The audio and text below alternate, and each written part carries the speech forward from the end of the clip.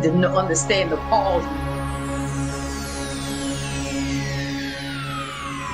Ladies and gentlemen, may I have your attention, please? The show starts in 10, 9, 8, 7, 6, 5, 4, 3, 2, 1, go.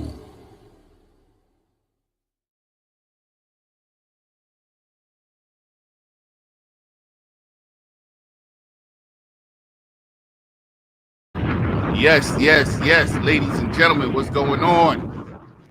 It's your boy JP Justice. Sunday night, there's no better place to be than right here, tuned in, locked in on your internet. Right here with Instant Talk. Yeah, I had to say internet. Right here on Instant Talk. Each and every Sunday night, 8 p.m. Eastern Standard Time, New York time. I don't know what it is. I don't know how it divvies out to the rest of the world. But if you're on New York 8 o'clock time, then whatever that time is in your time zone. First off, big shout outs. We had great numbers last week, impressive numbers. But wait a minute. Oh, I'm jumping ahead of myself. I cannot do this without my lovely co-host. We all know who she is. Please give a big round of applause for my girl, Sarah P is in the building, y'all. Yes, Sarah P from Pasley's Corner. We are here. Good evening, good morning, and good afternoon. And you are truly a New Yorker, I have to say, because no one in New York, I shouldn't say no one, knows what time it is in other places. Oh, they don't. It's like we don't. What is wrong with us? Yeah, it's like we don't give a damn about what the other time zones. We don't even acknowledge them. That's like, right. Yeah. Limiting your music. Okay, resume it. I didn't have no music on, but that's okay. Yes, that's right. We don't acknowledge them. It's pretty sad, but I am in Texas, so it is 7 p.m. for my Texans since I'm in Texas. You're in Central. Hey, you're in Central time zone, right? Yes, Austin, Texas, Central Time Zone. Yes, but until I moved, I didn't know what time it was in other places either. So it's true New York style. We don't know the time anywhere else. It's good acknowledge nobody else. Everybody else is like, no. This was like, y'all know what time it is. It's my time, New York time. That's how it was. Yes. It's sad. So sad. I want to jump straight into it, but we definitely got, you know how we kick our week off. But I'm gonna invite our guests in because they're starting to pile in. I want to thank you guys for coming in. What up, Gina? Back up. I don't bring nobody in on this page. You know, you got to come on the Facebook page. This one is just to let people know that I'm here. Ariel, we want you on the show. We trying to get you on the show. Sarah, this is the young lady that I told you that I want to bring on the show. Yes. Trying to set you up, Ariel, whenever we can. I need you on the show. I love your straightforward talk. So let me know when. But if y'all come down to JP Justice / if you go to Facebook, JP Justice / Facebook.com / JP Justice Labs, you'll be able to join in all the reindeer game. This is where everybody is. I just simply come out here so that I can let you guys know. Thank you guys for tuning in. And also thank you guys on TikTok. I see you guys on TikTok piling in. Thank you, TikTok. Yay. I got some great guests today. We're gonna change it up a little bit. We're gonna let everybody join in our openings. Some great long time. I don't want to say the word because I don't want to ruin the topic. But I got some great. Isn't it in the title? It's in the title, but I don't want to wear it out before.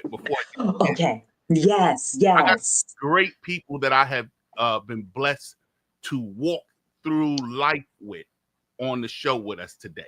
One of them is sitting in the green room with us right now. That's my boy Fig is in the building. What up, Fig?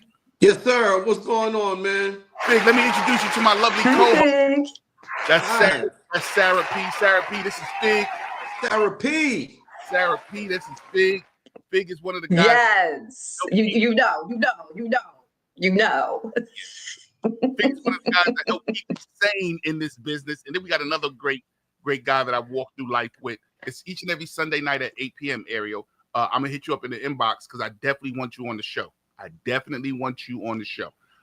Yes, Ariel. TikTok is getting busy over here. What up, TikTok? Thank y'all for tuning in.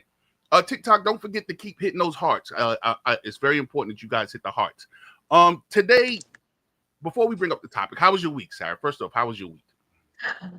It was a great week. My daughter's back from Korea, so I'm just spoiling. Now, this girl is 28 years old, but that's my baby girl. We just hanging out. It was a great, wonderful week. I spent a lot of money, so it's time to save, But it was great. Yeah, it was great. It's great. Yeah.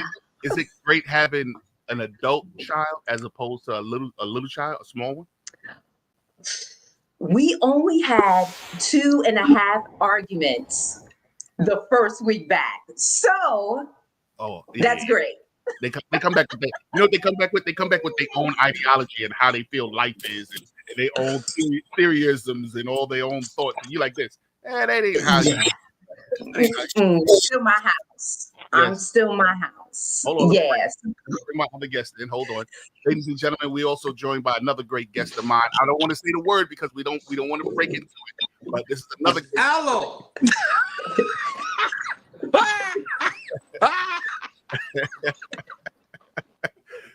Listen, so I could not have walked Sarah, I could not have walked through my journey in comedy without these two guys. These guys have enriched it. I don't think I've ever had an argument with Fig. Me and Fig never had an argument. But me and Kenny, we get busy every once in a while, and it's a battle of thoughts. But I love him. Pause. Yeah. but Yo, Kenny. I love him to death. I love him to death. Hold on. They got personal jokes because they just got off a cruise. In fact, all three of y'all just got off a cruise recently. So listen, ladies and gentlemen. I need to know. Yeah, ladies and gentlemen, we know that Sarah has just her daughter is back. Let's keep going. We just recapping our week. How was our week? What happened to Fig? Is Fig still with us? Is Fig still with us? I don't know. All right, so let's go to Ken. Hey Ken, how was your week? Before we jump into our topics, thank y'all so much, Instagram. I see y'all. Oh, it was good. Like you said. So just to show you what I didn't realize how many comedians that I introduced to cruise for their first time. So this was Fig's first time on a cruise, right? Yes, sir. Yeah, first time. So wait, hold it.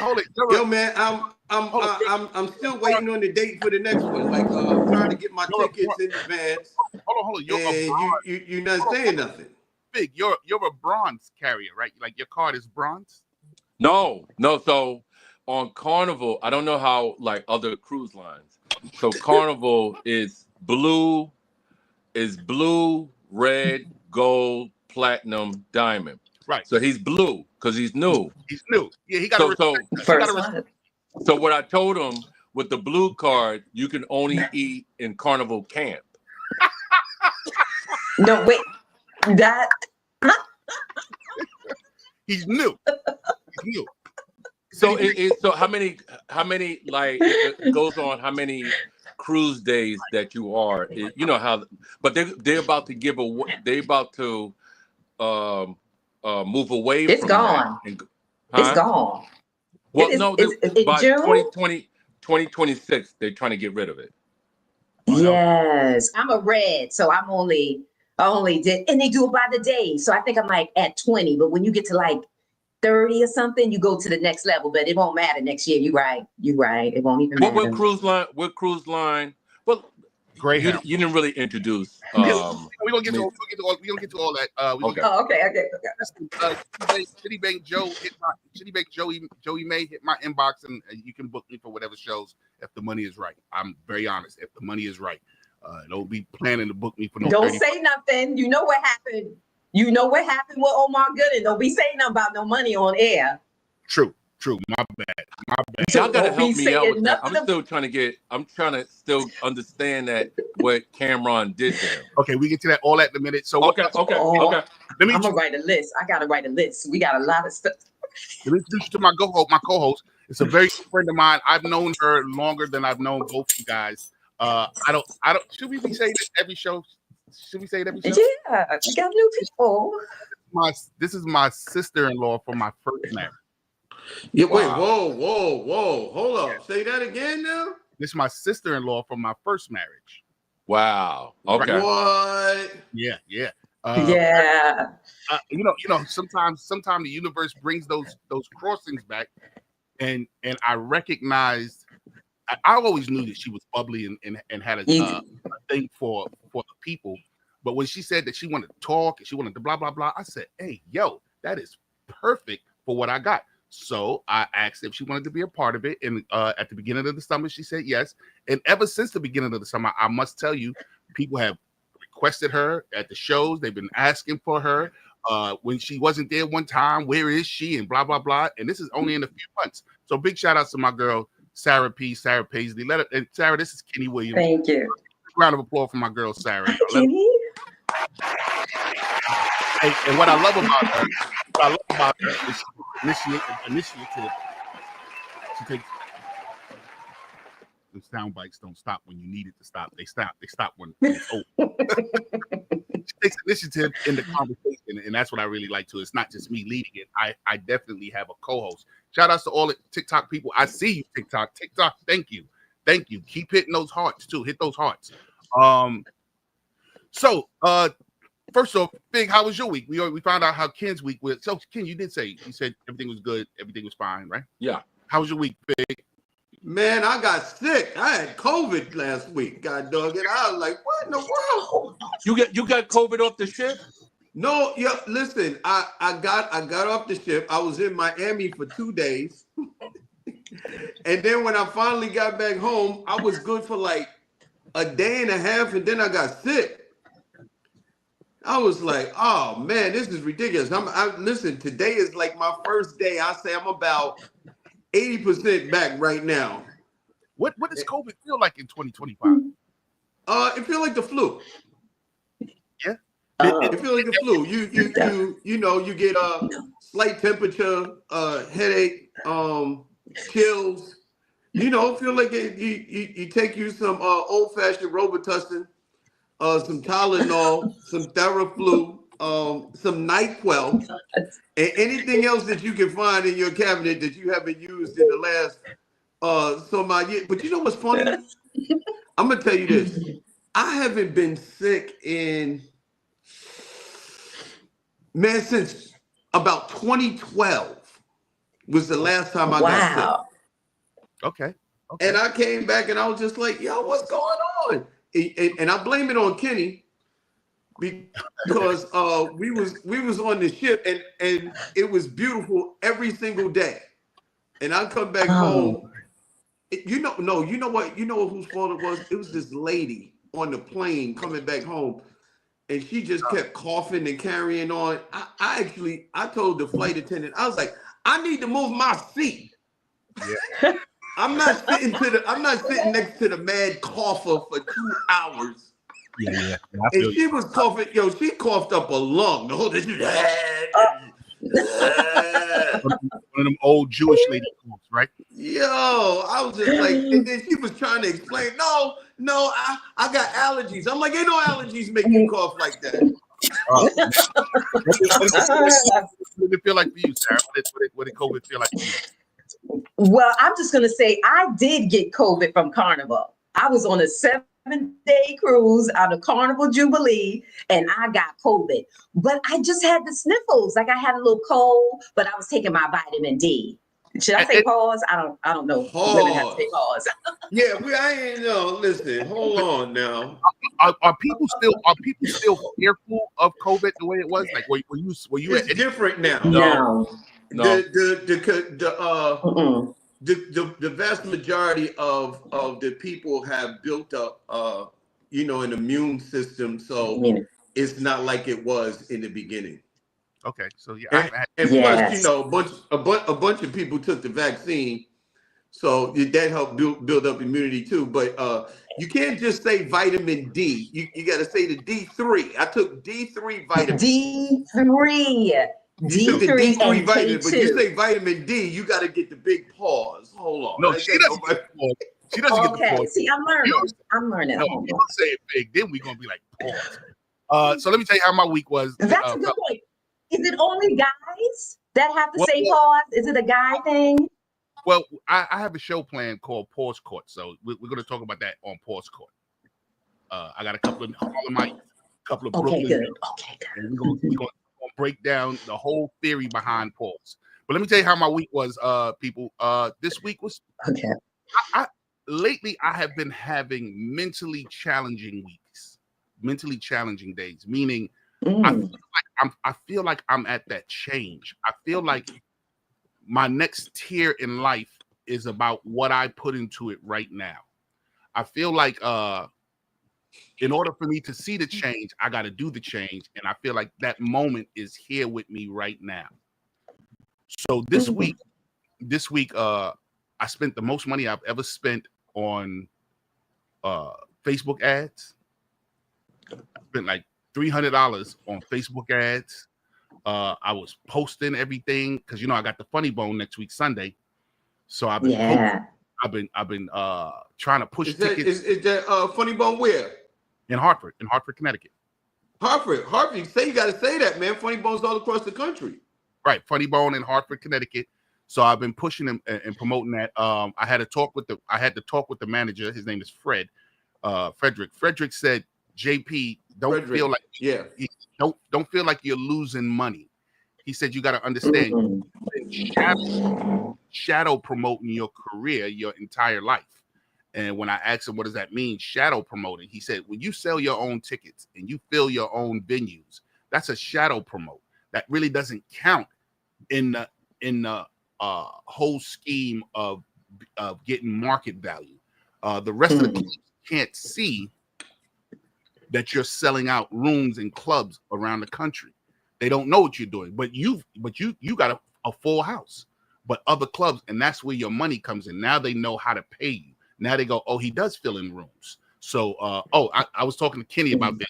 I was talking with Kenny about this in the car, and there was a white guy in the car with us, and the white guy was listening to Kenny. And when Kenny hung up, the white guy just fell in love. I love that guy. That guy is good. Oh, he's great. I love this whole thought process. And I was saying like this, you want to marry him or something? But I went through that in my many years dealing with Carolines. Like Louis Miranda sort of took me through that. Yeah. Like so when we sit with these young cats and we bring this experience, we damn near could be consultants. Because we've been through that and we understand like what percentage and what deals you work out and what marketing. And now we're in social media. There's no more hand-to-hand like God bless the dead as far as Ray DeJean. He was that throwback promoter where he was putting posters on telephone poles and going out there and doing hand-to-hand. That's not the marketing and promotion at this point. Everything is through your phone. You know what I mean? Well, online and everything like that. You still got to put some stuff up for people that don't have phones. There's a small part of the population that still got a flip phone, and I don't care how much marketing you do on your phone, they just ain't gonna get it. Yeah, but as he was explaining to me, that's shadow promoting. In other words, the rest of the industry don't see what you're doing. Right. So when you go to another club and you be like, "Hey, man, I'm selling them out," they can't see it nowhere. So now you're asking for a certain amount. They like, bro, what are you talking about? I got sold out shows in New York. How did you sell it out? I don't see the numbers nowhere. So I'm learning to release and putting into shout outs. Hey, how you doing, Miss Dimples? How's everybody doing? Thank y'all for tuning in. I'm learning to put into this. I gotta put into the machine. There's some sense of conformity, when you finally decide to want to move in this business. You gotta change. Even if you say to yourself, I ain't never gonna change, I'm gonna be personal. Nah. This business is going to change you, and it's up to you to accept how much and where the change happens. But it has to change you. You cannot be, it is almost impossible for you to be that same person that you walked into the business and get successful in the business. There's links and chains as the Panama Canal. Even Tracy Morgan, we remember he was Biscuit. Remember when he was Biscuit and they had to change Biscuit into somebody who is marketable. You know what I'm saying? So So He That went was from good. Biscuit. He went from Biscuit to Hustle Man to 30 Rock Yes. to that nigga that was on that got hit by Walmart truck, right? Oh, No. Yo, you. well, he got a lot of money. That wasn't a bad gig. That's what it was. Don't hang your head this or that. Okay. Like I said something crazy. He No, talks about it in his stand-up. no, listen. I'm doing that And that because was a good stand-up. That was. I'm saying that because had I said what you said, Ken, right now, it would be off the chain with people going, JB said and JB said, JB said and JB said. So sometimes, and I read your post sometimes, and I be saying to myself, only Ken could get away with that. If I can't say that, JB is the worst. He's the devil's nephew. Well, Ken said it like it was just another day. Like he didn't say it like he was going in on him. It's just like, you got to catch it. Like, did he just say Hey, Sarah, the man got hit by a truck? yeah, Sarah, let me tell you about You want to He know? did. Sarah, let me tell you about Ken. Let me tell you about Ken. You ever watch Hot Work or Hot Wings, something like that? You ever watch that show with the hot sauce and they eat the different hot sauce? Oh, yes. He is the mild one. He's the mild sauce. Everybody enjoys it. Everybody eats it and go, oh, this is great. Oh, this isn't at all. This is beautiful. I'm like, Take this. I'm at 5,500 where the singer goes, God damn it. Oh, No. son of God. Oh, this is horrible. So when he posts, I envy. I go, yeah, he said exactly what I wanted to say. We're gonna have a great talk tonight, man. In case you fellas don't know, Instigator Talk has been going on since 2008. Our phone lines will be open as soon as my phone charges. My phone wasn't charging. Our phone lines will be open, and if you want to call in, or even if you want to text, be a text warrior and chime in and let us know what you think. And Instagram, once again, I come on Instagram to let you guys know I'm over here. John Ollie, what a deal, sir. So it's a wonderful conversation. I think you guys have been on our show a couple of times. You've been on my show a couple of times, especially you, Ken. I can remember Ken being on the show. Tonight's conversation is incredible, man. Everybody I spoke to was like, that's really good. That's really good. I didn't want to kill a word in your introductions, but tonight's conversation is about friends. Friends. Mm-hmm. Very important word. How many of us have them? Friends. Ones that you can get on. Hold on. Yeah. Watch this big Ken. Watch this big Ken. Okay, take it away. Say what? I don't know the word. No, why? She don't know words. But I got a dance for you. Oh, do you want to see my dancing? Go to Pasley's Corner on YouTube. You will see all my amazing dances. I'm a great dancer, by the way. But yes, Yo, go ahead. Just earlier on this show. Not that type of dance, Fig. I see your face. No. Just earlier on I'll take your word for it. Just early on this show, I started going, friends, and she started going, friends, and I was like, you don't know the words? She's like, I don't know the words. I was like, this. I know the friends part. Friends, hey, how many of us have one? I was like this. That's all I One got. you can depend on. Friends. Yeah, exactly. But when that song is a powerful song. Talk about it. It's a real powerful song, and it really speaks to the industry, not just in comedy, just the entertainment industry. You could be delusional as far as what's a co-worker, associate, a comrade, and a friend. You know what I mean? And I think that's when with Houdini, when they came out there, they probably seen the business inside and out, and they had to realize these are not my friends. These are cats that show up at the club because they packing it out and they want to ride around and so on and so forth. There you go. So thank you, Ken. I wanted to start today off different. Sarah, I came prepared. I was preparing all day today.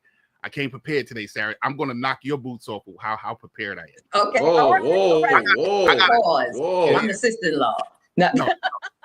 Was that right? Did I say that right, guys? I want to start off with a video today.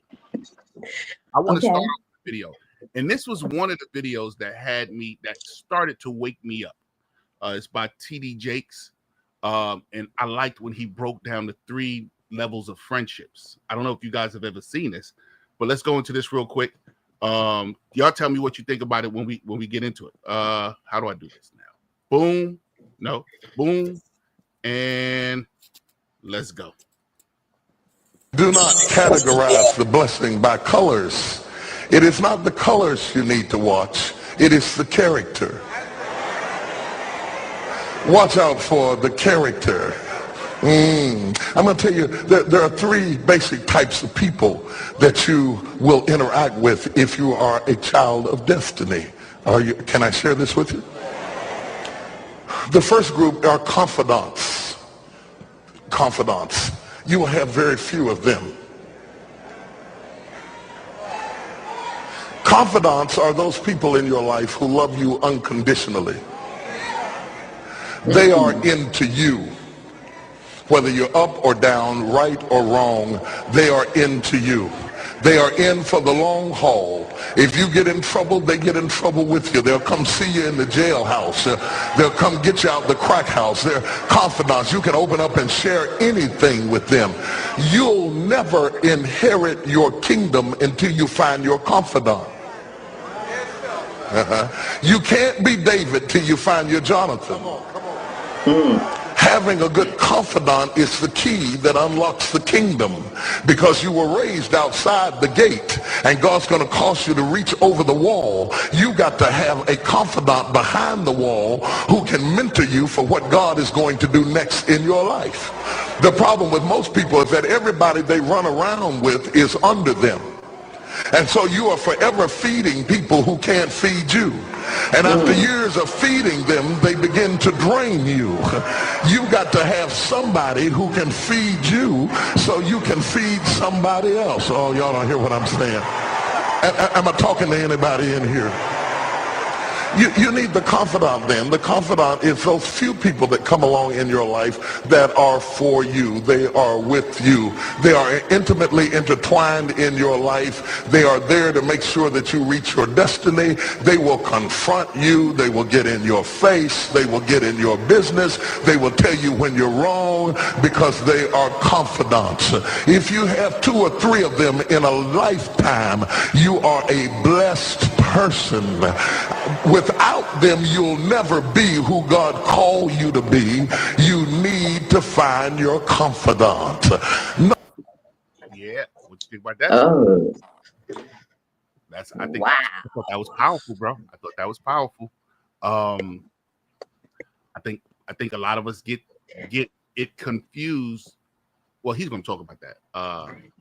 Well, I want to say something though. That was 2008, right? So that's 2008.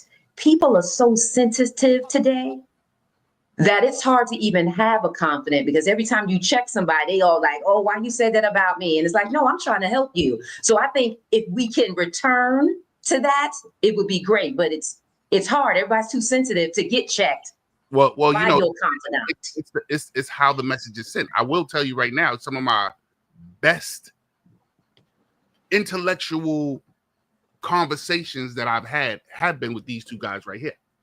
Like me and these guys, like I've cried. I think I've cried with Fig. Like I told Fig certain things, and me and Fig, I was like, yo, I can't believe it.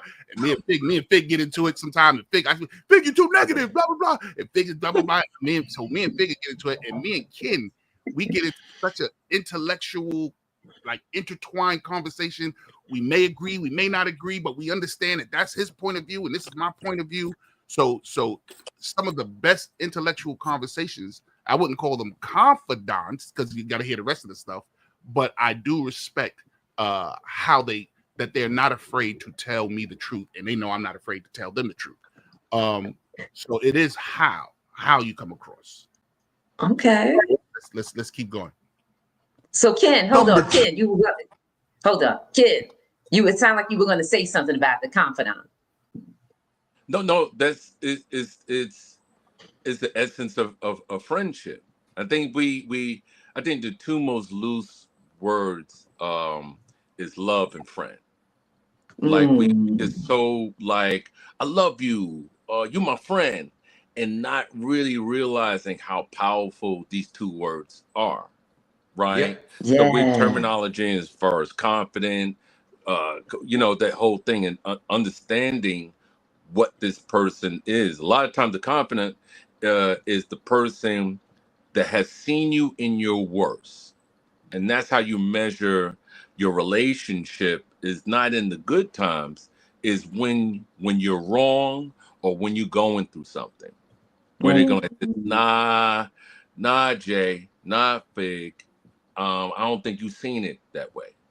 Yeah. And they can call you to the mat with that. You know what I mean? Yes. And that's it's going to measure what your everyone is. Nothing worse than the yes dude. Nothing worse.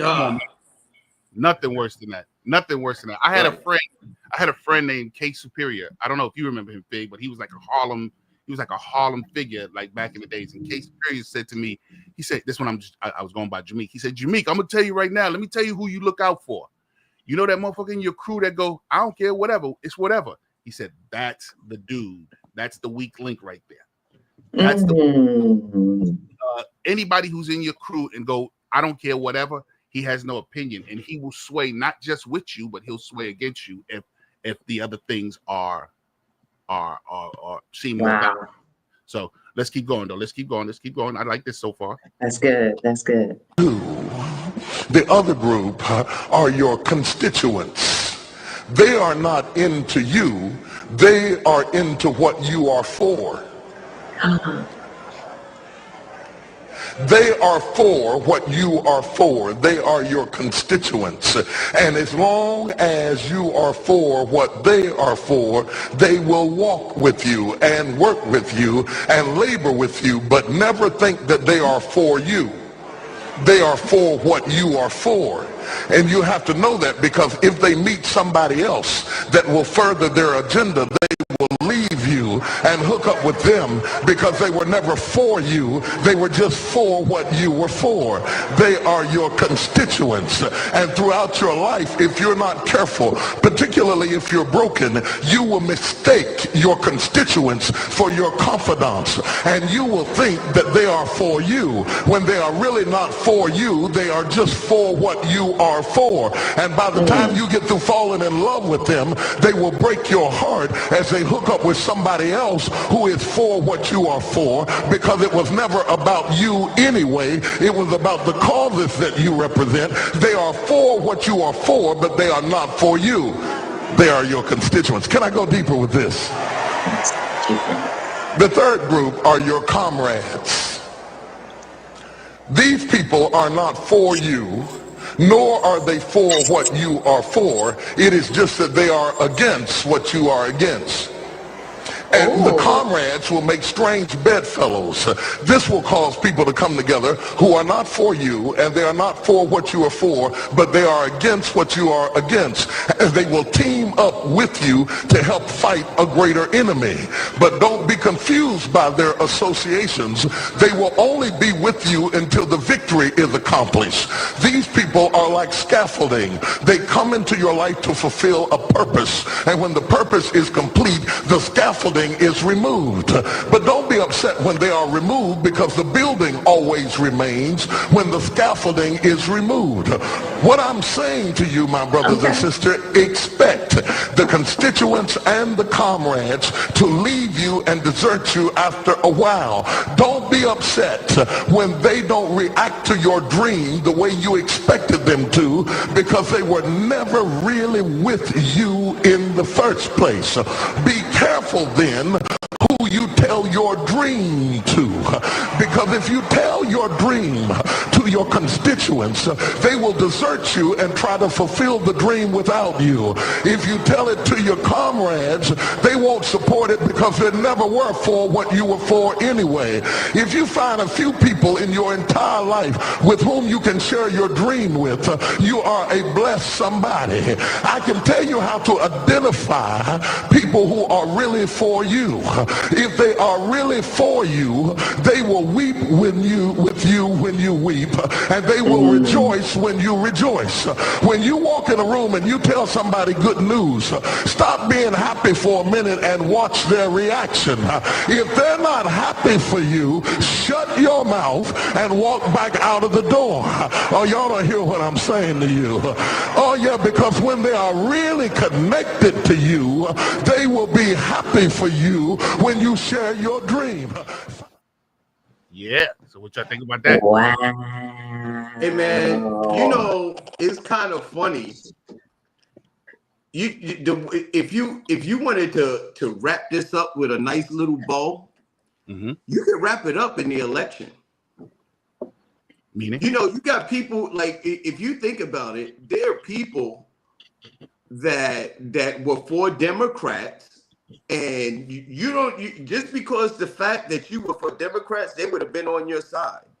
You know, oh, you Democrat, oh, I'm Dem, yeah, me too. You know, you voted for Kamala, oh, I'm down with Kamala. Yeah, I'm down with Kamala too. And then you say, but you know what? Man, I can't get with that Trump, man. It was like, yeah, man, me neither. What we gonna do about him? Let's get rid of him. You know what I mean? And those like, those were the examples that he was talking about. Now you want to flip it. Tell somebody that was for Kamala Harris that you ain't feeling her and that you think Trump is the best candidate, and watch what they do. They be like, oh yeah, well, yeah, exactly. Yeah, that ain't the way I was feeling about this one. Let me get up on out of here and let me switch this up. Right. I'm quite sure politics is like grade A example of friendships, comrades. I'm quite sure. But let me ask y'all fellas this. What's the first word, including you, Sarah? What's the first thing that comes to your mind when you think of friendship?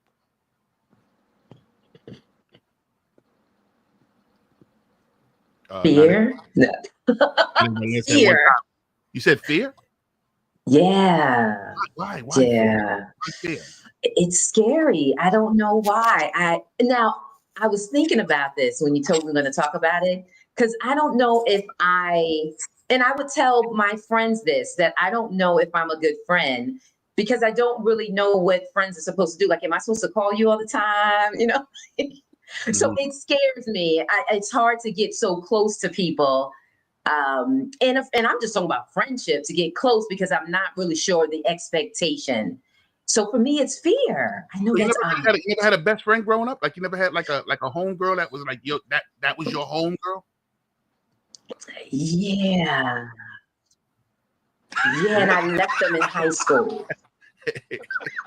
You left her in high school. They stayed there. I believe friendships are when I left. I definitely believe that. Well, then if that's we all left. Right. Yeah. You know. The reason, the season, and I think that the closest friends, the friend or the handful of people that you can call friends. If you, like you said, it's not many of them, but if you have a true friend, you usually meet them later in life, because the people that you meet through school, y'all usually go in different directions after you reach a certain age. And I think your real friends are the ones that you find when you find your path. And that's usually not in school. So when you find your path that you're on in life, that's usually where you'll meet up with the people that you would consider to be your friends. It's funny you say that. It's funny you say that, because one of the questions tonight is, do you find friends in your older life, or do you cherish the friends from your childhood life? What about you, Ken? What you think about what does come to mind when you think of friends? So and it's interesting what the Fig and this is the it was an interesting thing, because I know Fig's point of view politically, right? So when he came down, so one of the things we do, it's like a meet and greet. Before we get on the cruise, we all meet up at the hotel, right? So, I do the whole cookout thing at the hotel, right? Oh. So Fig is there. And you know how Fig, if you don't know, it sounds very Trumpish, right? So all the cats, they were like this. Oh, you know how many times Fig got called a house nigga, right? Yeah, they were going in. I said, y'all not gonna disrespect my man like that, right? But this is the funny thing. This is what goes back to friendship. I know Figs and some of the points I don't agree on, and we on the middle, but I ride with Fig. So if he has these Republican or Democratic, or he's for Kamala or Kamala, Harris, I always get it tripped up. Yeah, it's tricky. Yeah. I don't know if she's black or white. That's because she put her collard greens in the bathtub. What? Did she say that? But this is my whole thing. My relationship with Fig doesn't determine, like, some cats have lost friendships because of their views. Yeah. So, and if you with this cat, I'm with you, whatever. We can have these debates, or you can have your views. You respect his point of view, and you still respect him as a friend. Yes. So it's not you. Yeah, he can sit up there and go, Obama ain't talking about nothing, and Obama didn't do anything like that. That's not going to deter me. My relationship, my friendship. That's just a good conversation. We talk in the barbershop. Yeah. We talk about whatever. We're going to have different views. This what keeps us away from being yes dudes. Yeah, You don't have to agree with everything. I love it. I believe that. Well, for me, I have a post and pre, like sort of like BC, like born again, like a born again time. Okay. When I got into show business, I recognized that I was going to have to find friends. Everyone isn't a friend. Hold on a second, y'all. I came into the show business with that mindset that friends, you know, as growing up. And then I realized quickly that these aren't friends. These aren't friends. I had to quickly differentiate. Oh, wait a minute. I only know this person if I was at the job. I would only know this person at the job.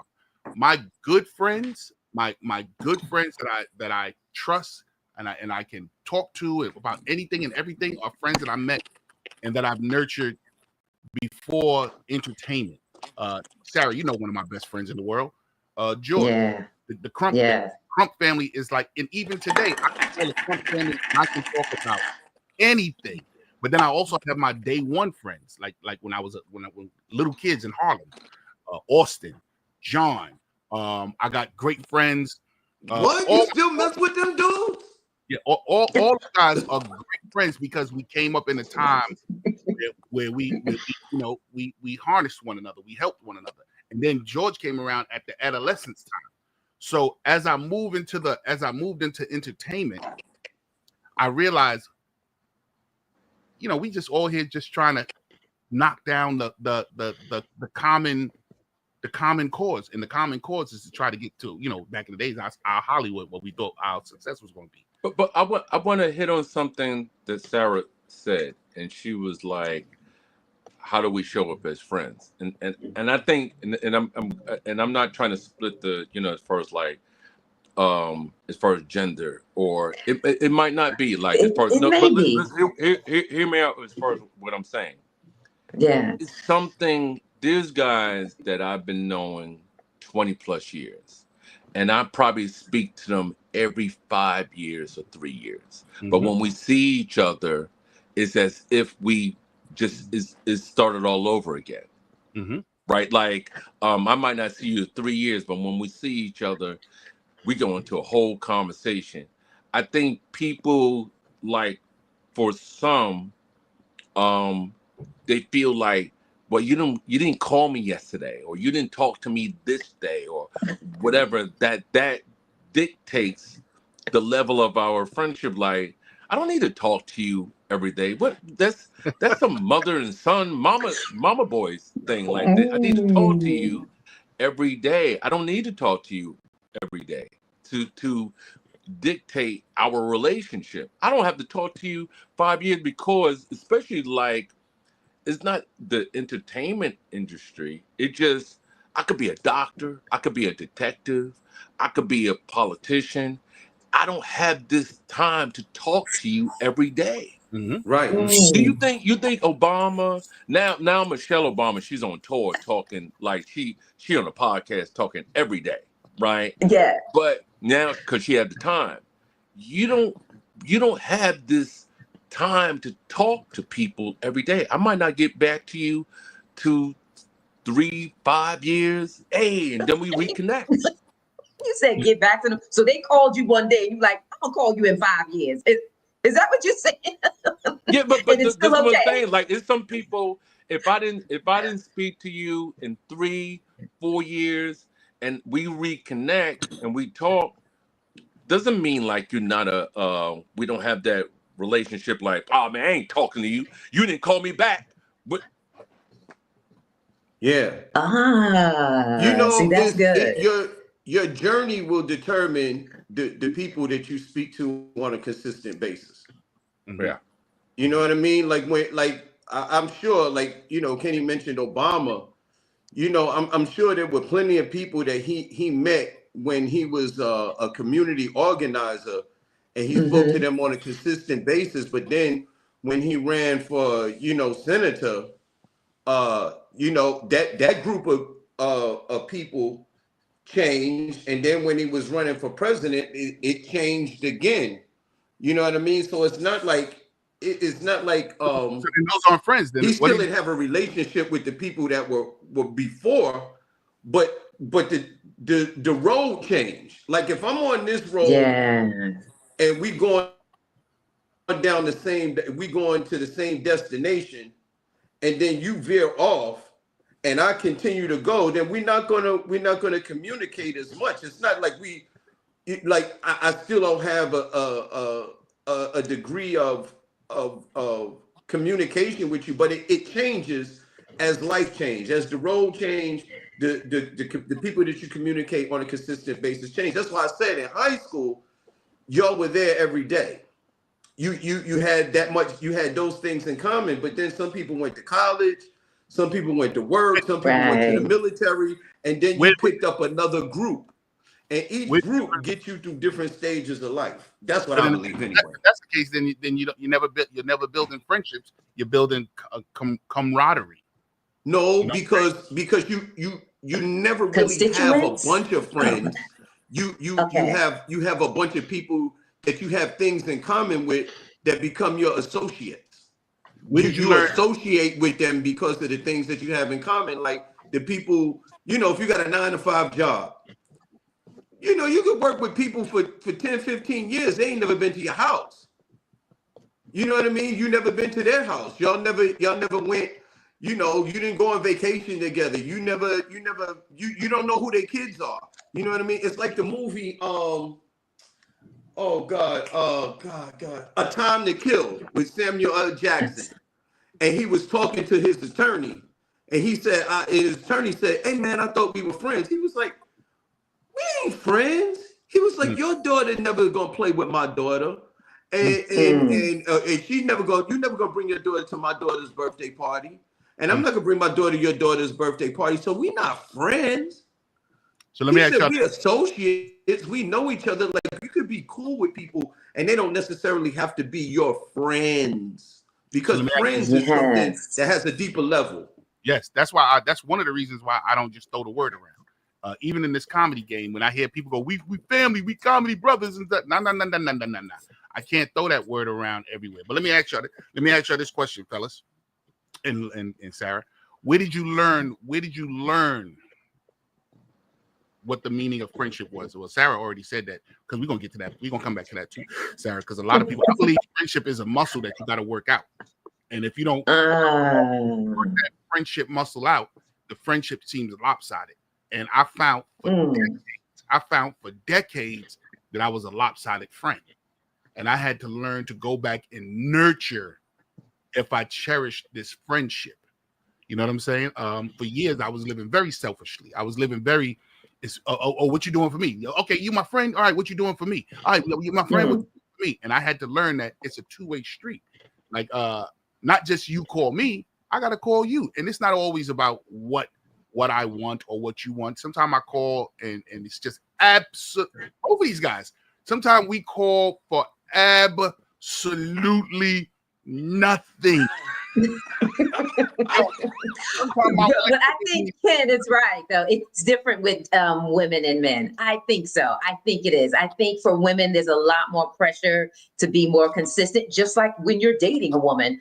A woman has similar expectations to their friends like they do with their man. I think. So for me, I always feel like I'm falling off because I'm not consistent. I don't think men need the level of connection that women need. We're different, and not it's not that's not a negative or a positive. It's just that our relationships are different. We don't have to have that level of connection that you know that women have. But one thing that I do know about men is that when men participate in sports on a professional level and they retire.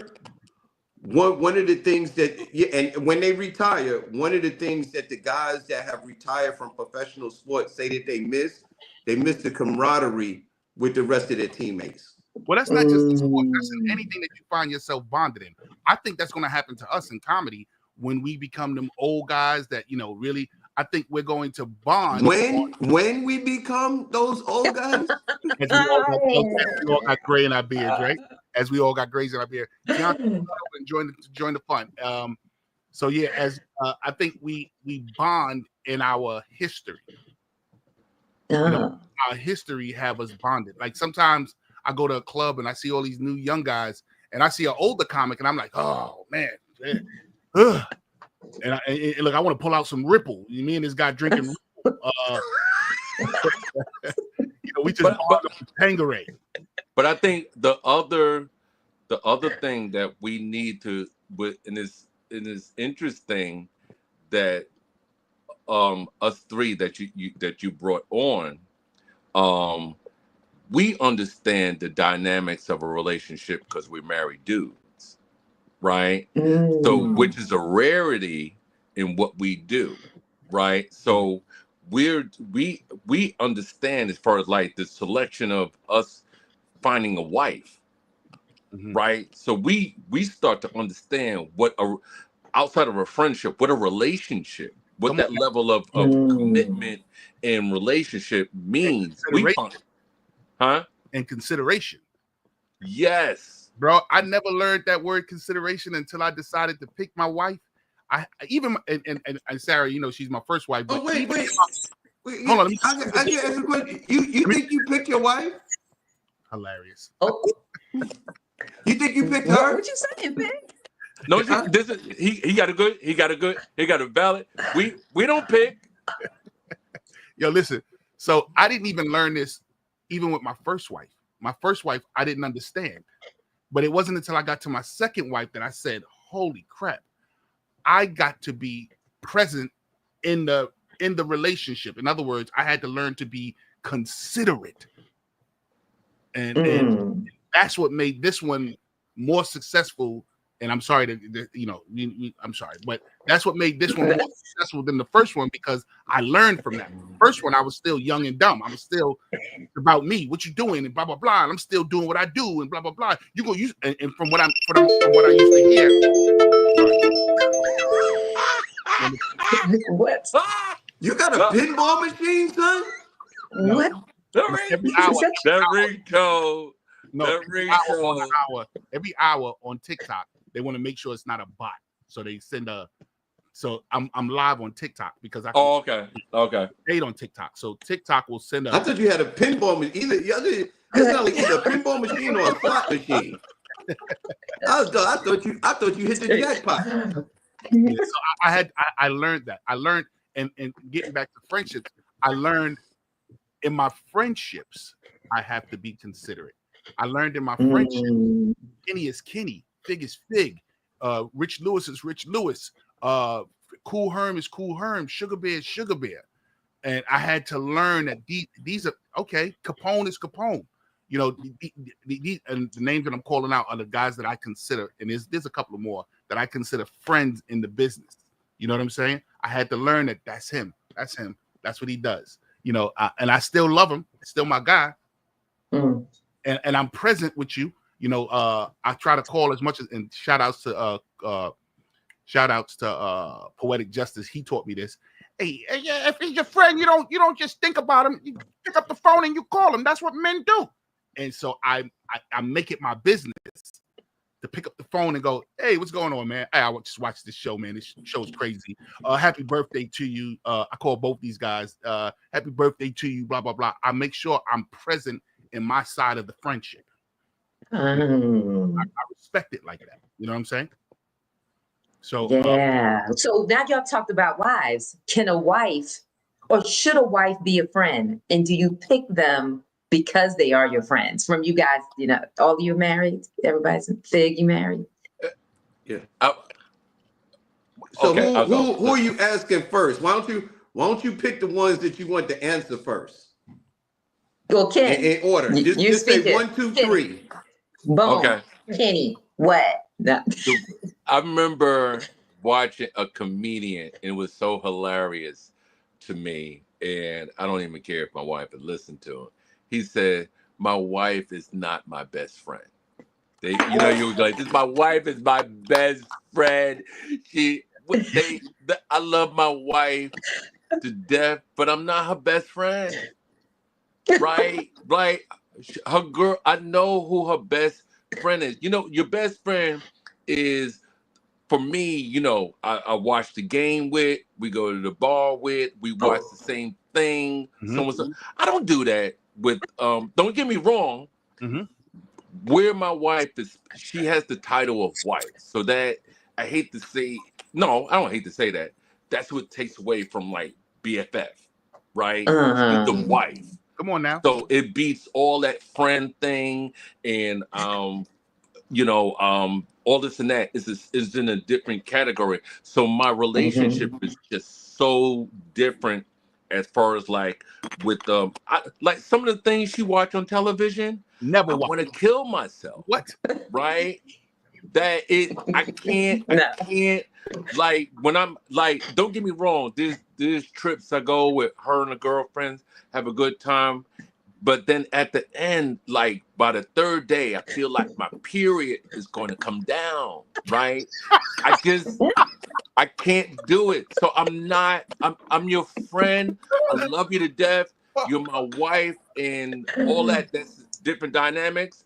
But I think that's what you get confused. And this is the other thing. This is what I love so much about my wife. And I think this is how our relationship, she's not one of those like and I see so many wives or girlfriends do this. It's like, where you going? Why we don't do this together? Come on, let's do this, what have you.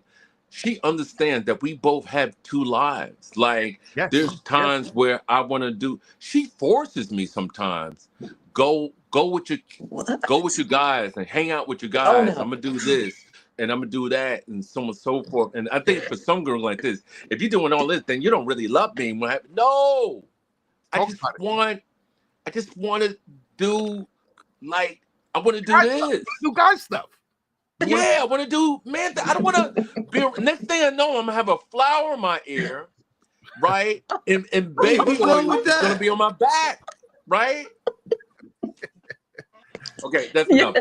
I'm going through therapy. Go. Best friend.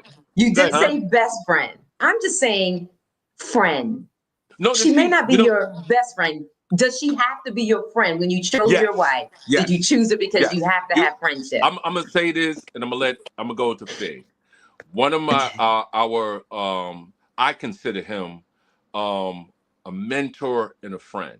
His name is Jonathan Gates out of Boston. Shout out to John J. One of the things, he's another cat, married long term, and I remember him saying this. We was interviewing. He says, "You know, this is your wife when something happens. The first person you want to go to is her." Comfort. So whenever, like, when anything happens, this is so funny. I always go, "I'm not your girlfriend." I turn into a girlfriend because, like, when things happen, I'm going like this. Guess what happened at the club? Yes. Right? Pour that wine. I got Moscato. right? Listen, you know what Fig said to me at the club, right? That's the first person that you, when anything happens, that you go to. Yeah. She's my friend. Yeah. I give that Wow. shout outs to Sophia. She's my friend in that sense, but she's not my BFF. Like, I don't sit and watch those shows with her. No. I can't watch a home network channel fix a house and So murder. good though. She watches murder shows and fix up house shows, and it's scary because like you're gonna murder me and put a whole In the house. Right. You're gonna kill me and then put a whole fireplace right here. So I Tell Sophie to call me. What? Tell her to call me. Yeah. But I don't want to jump ahead. Go ahead, Big, jump in. Okay, Fig. Yeah. Well, look, to be honest with you, my wife, she is my friend, but I take it a step further. I think she is my best friend, and the only reason I say that is because that's the one person that I notice in my life is that she has a vested interest in seeing me become successful, and I have a vested interest in seeing her become successful. It's like if she fails, I fail. And if I fail, she fails. So that's the only reason I say that she's my best friend. Now, when I say that, like we talk all the time, we communicate every day. The one thing that I do say is that we don't watch the same shows. Like my wife is not into sports whatsoever. And NFL season is coming up. I'm probably gonna miss her on plenty of days on Thursday and Sunday. We are just not going to see each other. And she already knows that. Like she'll ask me sometimes, like, "Hey, you to do something on a Sunday?" It really depends on who's playing and at what time. That's what I always say. All right, what time is this event? And I need to know which game is coming on, because if there's a game coming on, it's really important. I'm probably not going to that event. You know what I mean? But we are friends. We don't. I mean.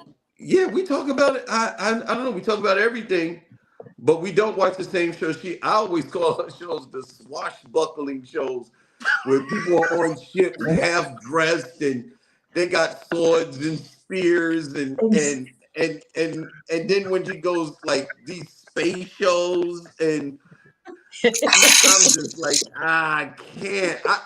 I like my stuff in reality. You know what I mean? Today. The only thing that I do watch that I could is maybe a Marvel or the Superman or whatever. But them swashbuckling, falling in love, and the king and Let me tell you about y'all already know Hunger Games and all. I'm like, no, I don't. I'm not hungry. I'm about to say. Like, you watch the Hunger Game, I'm gonna go make a sandwich. No. Let me tell you about my militant warrior warden over here. She's definitely, she's not my best friend. She's my friend. Like Ken said, she's the one I want to come to and talk to when things don't seem straight in here. She knows how to straighten it out. But she's so stoic, so straightforward, so just like that I get scared sometimes telling her something, because her mindset, if you think I have an effort attitude, man, this woman right here, if I listen to her, man, I would be cut and dry, A and B with everybody. She loves family. Her family is the most important, way over family. Everything family is most important to her. But she has such an A and B militant, sharp, I'm afraid to tell her about the emotional side of friendships. I don't think that she understands it the way I understand it. She doesn't. I don't think she understands that I have to live in a world where I must be in the mix with people. I must be in the motion with people. Her mindset is F them. And shout outs. Thank you for all the cash apps. Thank you. So it's very important. She's not my best friend, and once again, I don't watch the same shows that she watches. I watch documentaries and I watch gangster movies, and yes, totally not. Well, someone mentioned. Go ahead. I do like HGTV though. Like that's I'm What? into. Yeah, me too. That was The that was home? the funny thing on the cruise. It's only 4 channels, but it had HDTV. HGTV. That's where But you know what's so funny? That's where me and her meet up. Where because she's this is the crazy thing. Here she go. Look, she's on here. My wife has never been on here. Look, see my wife. What? Oh Yeah, my God. My wife is never on the lives, and she caught this one. Yes. She's a surgeon. This is so funny. Like my like before like when she really started catching on during the pandemic. I didn't realize how we all was going live, and we was on Zoom, we was on StreamYard, we was on podcasts. I did so many like podcasts and live, what have you. And then she was like this, let me see what he's doing. Right. And she listened in and what have you. But once again, the same person I am on here is at comedy shows, and Fig knows when I was on stage, and I was like, no one really knows. In the very beginning of my relationship with Priscilla, she broke up with me, right? And she broke up with me on my birthday, right? We was probably a couple of months in, and she left this long. This is when voice the voice like a machine. You had to leave it on a voice machine, voicemail, and she left a whole thing. I don't believe you doing all this and that, what have you. And I'm like this, and it was on my birthday. It was the only message on my birthday, and I was like this. I'm telling this story, and I was like, yo, me and my side chick was listening to this, right? Kid. So my side chick told me, delete it. Oh God. Wait a second. That's a good payback though. That's a get back right there. That was good. Kid, oh Lord. I knocked over everything. Oh, that's all right. I knocked over my whole setup. Here's another question. Do you think social media strengthens friendship, or do you think people have a misconception of what friendships are? It's so funny. Then we come off like these cats, like in our generation. What it does is it's some people validate their relationships, not just their friendships, even their relationship, because social media is all this optics and why don't you put our pictures together when you post? Like, I don't see enough pictures. You post like even to the thing where shout out to AG. The mother might put more pictures of their child more than their significant other. You know what I mean? Yeah. It's sort of like, and why is your status not in a relationship? Why is it not married? Or why you don't put this? It started to be defined by social media. Like this is so crazy. Like I put post up, and I know I do it, and I'll put long things. I remember when I met Priscilla, and I love her to this and that. Priscilla would put up there, I love this nigga, and that's it, right?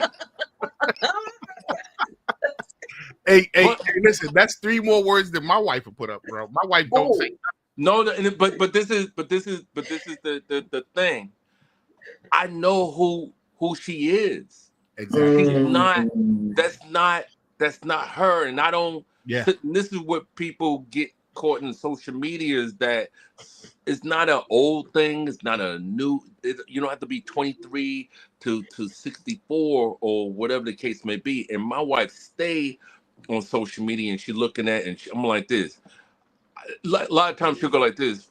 What are you doing this weekend? I said, you don't follow me? I'm shocked. Yes. I'm shocked my wife is on here right now because I had to literally say, Yes, so did you see my post? Yo, like I said, I'm about to delete you. You gotta be the worst comedy fan I ever had in my life. Like there's other people going like this. Yo, I can't wait to see you this weekend. They thought and they liked and they shared, what have you. My wife will go, what do you got this weekend? I say, unfollow me. Don't ever share. You don't even share. You don't like. She's gotta be the worst. She's the worst. Why are you on my Instagram? Why are you on my Facebook? What about you? You know your marriage in trouble when your wife don't show up to your birthday show. Did that happen? What? Let me tell you why I'm not laughing. Can I tell you why I'm not laughing? I think to my wife yesterday. I think yesterday or today. I said, you know, you're coming with me next week to the Funny Bone. This is my first time at the Funny Bone. She said, "Oh, I'm going," and I was like, "This." Oh. What do you mean? Oh, are you going? Oh, we not going there. We not going. Listen, I think the first trip my wife went with me in like forever was the cruise. The one Had you the just cruise been a trip to Virginia or something like that, boy, I would have been solo. Talk about it, bro. Hey, fellas, are we getting with this topic? But that means y'all picked a good wife for the industry that you're in because they're confident no. and they can let you go. No. I'm not complaining because she's not a this when you go, she's not a groupie. Right, she's not hawking me in this situation. Fellas, let me ask you this real quick. Let me see y'all reaction. I don't even hear the answer, but watch the reaction. When you're on the road traveling to and from your gigs, do you have long conversations with your wife to keep you company or up while you're driving? No.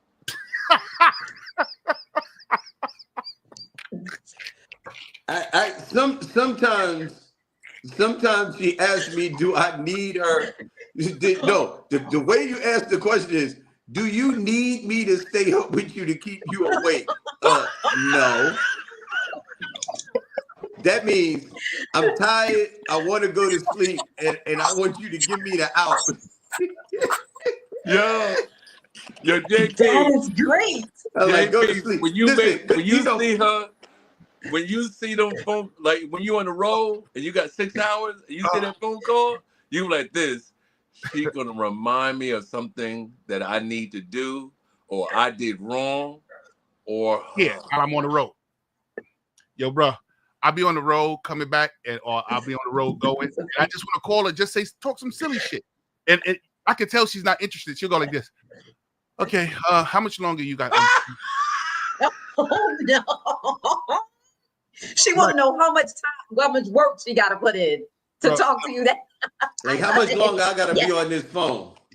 And it'd be the middle of the night. Hey, tell me if I'm lying. It'd be the middle of the night. The road be dark. I just need a voice to stay up with me. But you know what? Here's the thing. I picked this line of work. She didn't. And when I'm in my bed sleep, she going to work. So I can't be about that. I say the same thing. But these are not complaints. It seems like a perfect match. Yeah, it is. It's not. We say this like this is the with some people outside looking in, and this is where we different. We're the married dudes, and we're not here to bash cats that made that decision. Hey man, I'm gonna be single, whatever. We love it. We're long term. Yes, we do. What? We want to bash them because we know they're irresponsible. Selfish. They selfish. But you know how you keep on the line? This is when you got turned into girlfriend mode like this. Let me tell you with Fig. So when Fig, he had a fight on the middle of the stage. What? No. Fig was fighting on the stage? Oh, Fig, he threw a glass and then they jumped on the stage. That's a 20 minutes. Ken, watch this. Yes. This is how mine happen. I'll say something like that and then I'll go, so No. What? No. You didn't hear what I just said? No. And she didn't hear nothing, bro. She didn't hear nothing. That is the best. That's the best. Yes. At least she didn't hang up on you. That is, you guys have some great women. That is so, it's the perfect match for what you do. You need someone that can be independent. And that's what I'm hearing from the story. Like you have the perfect wife for what you love. No, you don't like my story? No, taboo. No, independent is taboo. Not independent. No. Don't say that. Okay, what's the word? I like that, Fig. I like that. You know why I like that? Because if you watch the previous prior shows, she's in that area where she's trying to figure out how to love. So when you say independent, in her mind, she's thinking independent, but in your mind, you're like, no, the word isn't independent because the word independent is two ships passing by. Oh, good. That's so good. Okay, Fig and Kim, really quick. I just got married. Okay. Almost 2 years ago. This is my second marriage almost 2 years ago. So I'm realizing I have a lot to learn. So I love to hear these conversations. So I need to know if it's not independent, what is it? What's that word? What is that position you're supposed to play? The word is interdependent. Interdependence. I gotta write that down. Interdependent. Interdependent. You guys are dependent on each other to fulfill your role. Hold on for 1 second. You both have roles to play. Hold on, Fig. Hold on. And you're dependent on them to fulfill their role, or else the ball gets dropped. Hold on for a minute, Fig. Hold on, Fig.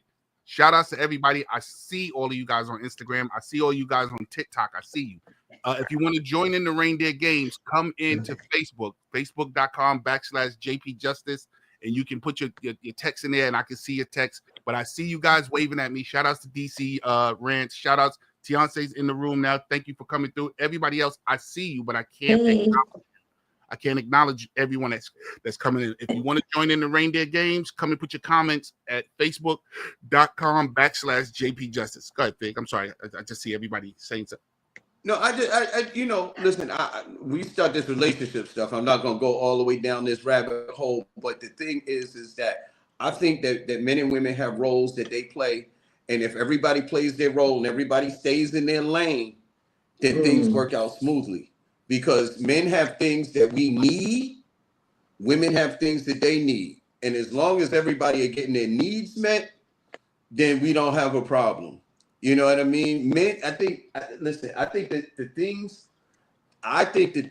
the three top things that men need in their relationship is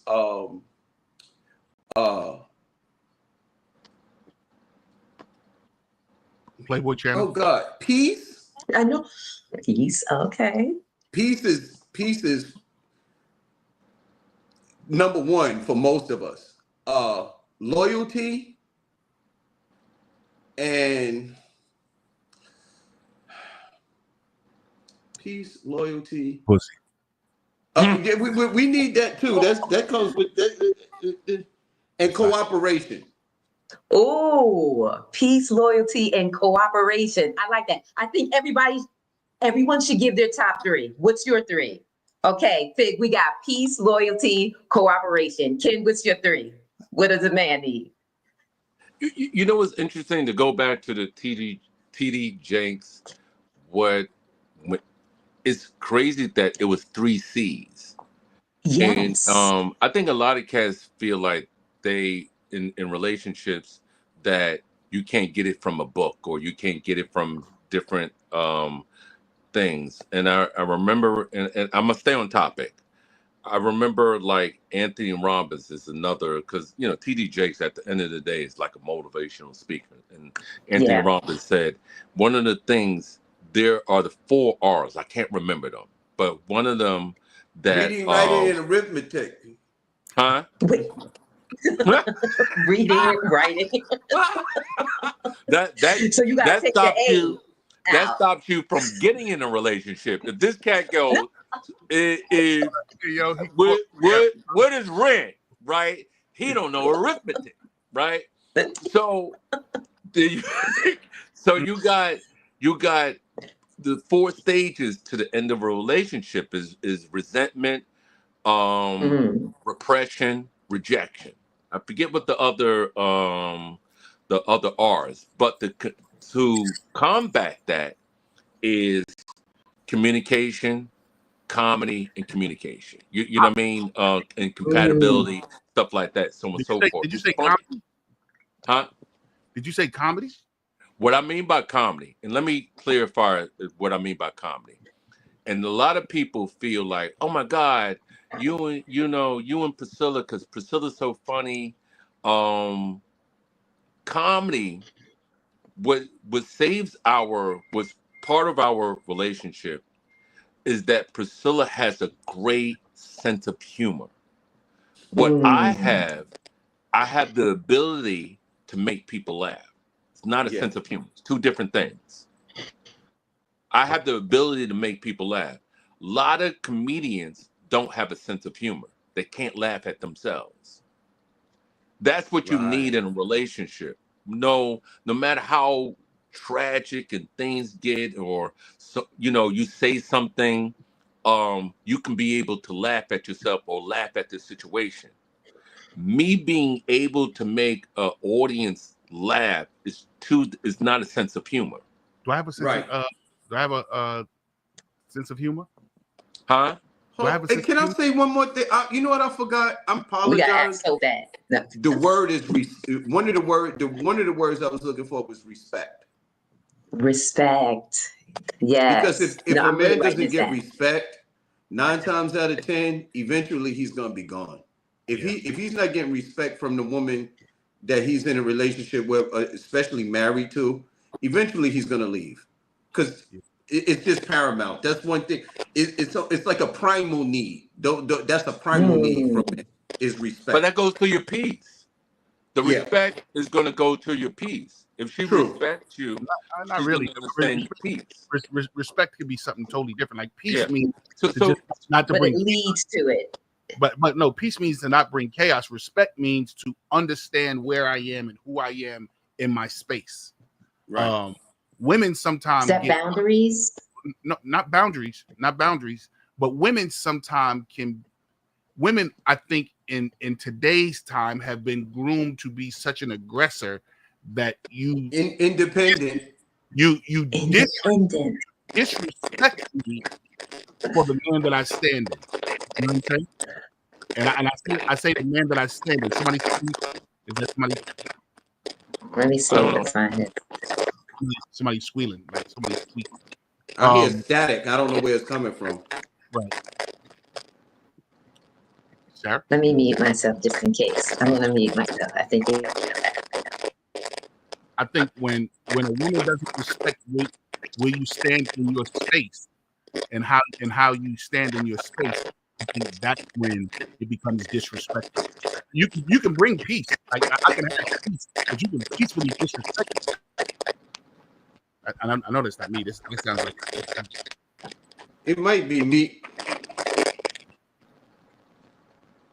There we go. I hear it again.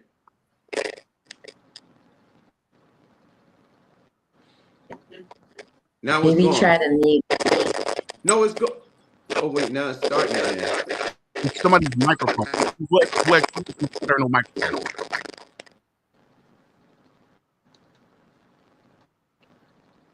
I don't hear anything. Make sure all your plugs. Meek, I think it's you. Because when you start to talk, I hear it. I'm a mute.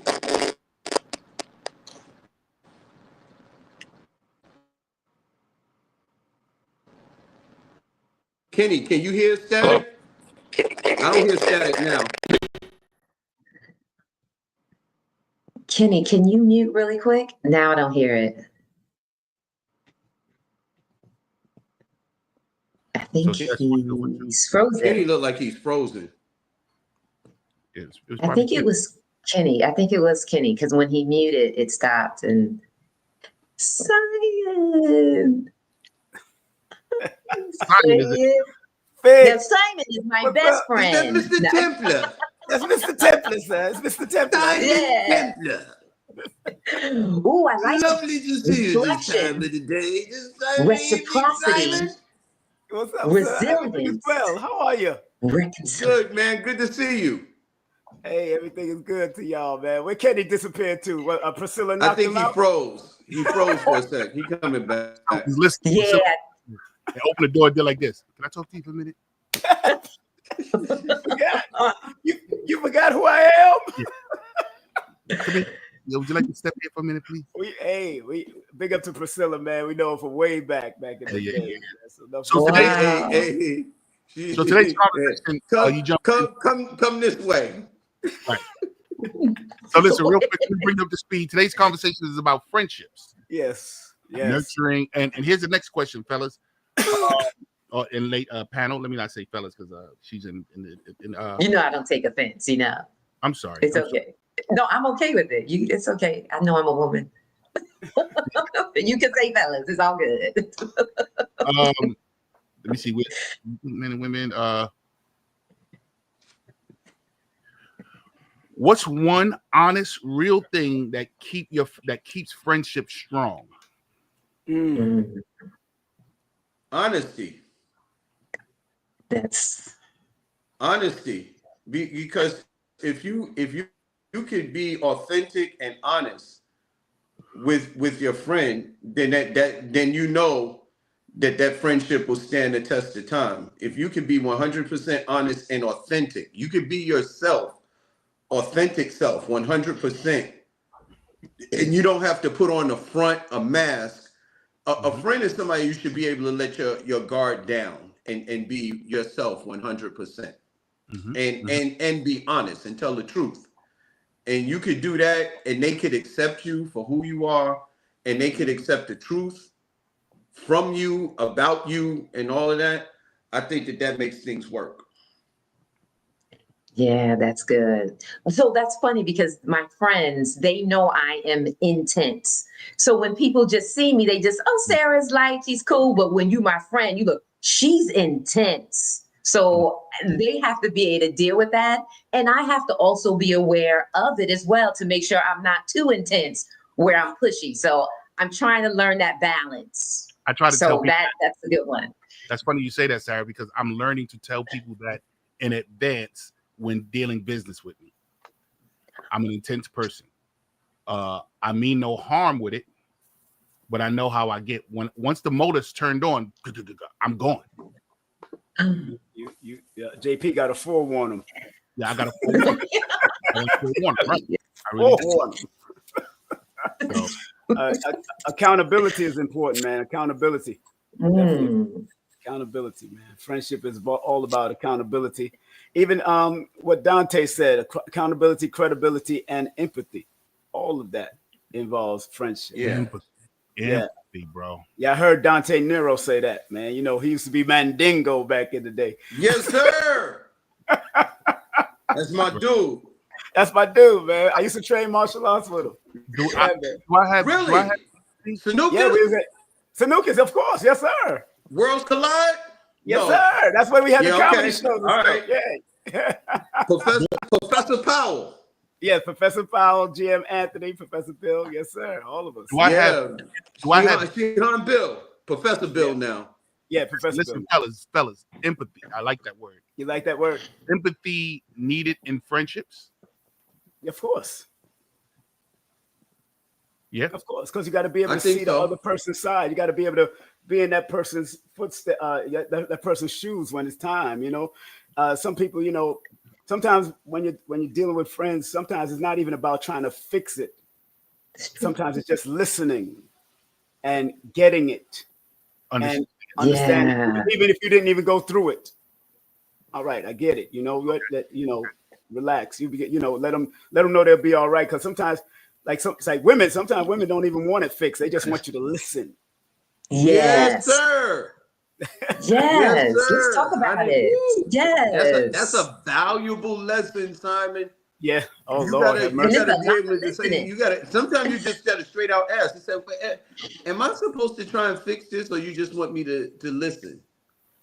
And sometimes all they want you to do is listen. They don't want you to respond. They don't want you to fix it. They don't want you to give an answer or none of that. Sometimes they just want you to hear. I didn't know, man, I'm telling you, that's a lesson that after all these years, I'm starting to learn that sometimes it's not, I'm not supposed to say anything. Fig, I went through 3 divorces. I finally got it. Wow. Simon, you I went finally through 3 got it. divorces? But you 3 know divorces. what? 3 divorces. But men are used to fixing things. Yeah, that's You what we bring do. a problem to a man, and our first thought is, how do I fix this situation, or how do I solve this problem? How do I fix this? Right. And it will help us a lot if our women or a woman will come to you and say, hey, listen, I just need you to hear me. I don't need you to fix this. I don't need you to solve this problem. I just want you to hear me. Listen carefully. Right. You know, I told it. I just came back from the Invest Fest, and I told this young man who was going through. I was there all weekend, man. So we were doing what we're doing. And I told this young man at the Invest Fest, I said, look, one of the great doctors told me, he said, we got to realize that being a man and being a woman is an experience, not a job description. Right. Say it again. Oh, wow. Being a man and a woman being incarnated into this body is for you to experience. So it's an experience, not a job description. We put job description on man and woman, but it's something you came here to experience. And then whatever you fall into place to want to do because you care about that person or you love that person, then you fall in place to do that. You got some women that fall in place to want to, I'm going to empty the garbage. You can wash the dishes. Okay. But you got to be flexible to adapt with that and do that. You know, some men are stay-at-home dads and the mom might go out to work. That's an experience, although it's not the norm and way they promote it to us over the years through European patriarchy. But we know that in ancient society, there was a spiritual government that the women kind of control because of the feminine energy, and there was a physical government that the men also control. And when it came time to do certain things, they met up with each other and made the agreement that spiritually this is good and physically this is good. Let's do it together. That part. Wow. So, Simon, I got a question. Simon? Hold on, that's the yin and the yang that I keep telling people. That's the yin and the yang. I keep telling people relationships, don't look for 50-50. You're going to hurt yourself looking for 50-50. You know, I'm looking for a book right now, right? You know, I'm looking for one of my books. You know that's right. You know the second you say the book. I know. You're gonna pull it out, bro. No, I'm saying. Look. You got all these are books. You got the 4 agreements. Yeah, the 4 agreements. I mentioned these books on his show. I saw it right on. I recognized the cover right on the top. Man, because I usually whip it out. Bang. The second he mentioned, I don't know what mine is. Now my wife might have mine. This is a good book really too. quick, so far. This is a good book called. This one is called Don't. We can't see it. Oh, this book is called Don't Sweat the Small Stuff. It's all. Don't sweat the small stuff. It is all. My thing I say is it's really not that serious. Exactly. Like most things are not that serious if you really think about it. We live in and then we're going to die. We can recover. Other than that, that's it. He was on a hospital bed when he wrote this. He was on a hospital bed when he wrote this. Wow. About to die. You need to read it. Okay, wait. Are you saying that to your husband that he need to read? Because he got 18 books over there. I got like 1,000 books. I keep buying books, and she keeps saying, "When are you going to read them?" They look real clean, though. They look like nobody touched them. Yeah, I read. She in on this one, boy. You know, yeah. Sophie's getting you. She getting you here today. Okay, because you went to the kitchen and turned up the heat. Yeah, because King Simon, everyone else, the other men are married. Say it again. So the other men we were talking before you got on, they're all married for some time. Yeah. You 3 divorces. If you can explain what is wrong with you, I'm sorry. What was wrong with the situation? That's cool. With the 3 marriages. Just real quick. I agree with you saying what was wrong with me, because these 2 guys know me when I was going through my transition of Islam. Because remember, I was in the Nation of Islam. I was in Ansar Law Islam over there on Bushwick Avenue. And I was also in Sunni Islam over there on Bedford Avenue with Siraj. So these guys may not know I've been practicing Muslim for years, but it was the failure of that and not Islam itself, but the failure that that I didn't understand that I could use Islam to still accomplish my goals anyway. I thought I couldn't. And then I kind of started backing away from the women because they wanted to stay in that, and I didn't want to. I wanted to just be spiritual. I wanted to be spiritual and not just religious, because sometimes religious put boundaries on you and lock you down. But I could have stayed in the Nation of Islam and still been successful. I could have stayed in the Ansar. The Ansar was different because we lived in that community back in the 80s. I lived there with who they call Dr. York today. I lived in that community. You know what I'm saying? And then when I moved on, I went to Sunni Islam, not looking for any God. I knew what God is, always within me, and and all things, but just trying to keep the discipline, because the Islamic discipline kept me. Even when I was in the club with these guys, I didn't smoke or drink or none of that. I never smoked or drank in the clubs because I understood the mission. Big up to Kenny. What up? Yeah, I apologize. My phone, and okay. I think my wife probably did something to it. I didn't even realize my battery. I was like this. I said, it was me. It was me. That's what I said. Your wife got you. Again, I told him the door opening and Priscilla be like this.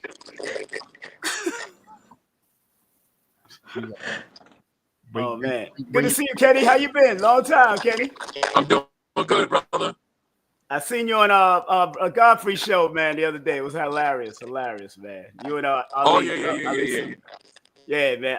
I didn't see Dante because I was texting Dante if he was all right, because I know Dante be going through it sometimes. All right, so here we go. Have you ever had to cut a friend off? Say it again. Have you ever had to cut a friend off, or even put a friendship on pause? Yeah, Ken, that's your equipment. He froze again. Yeah, he froze. He froze, man. He froze like chicken. Y'all see it on the side too?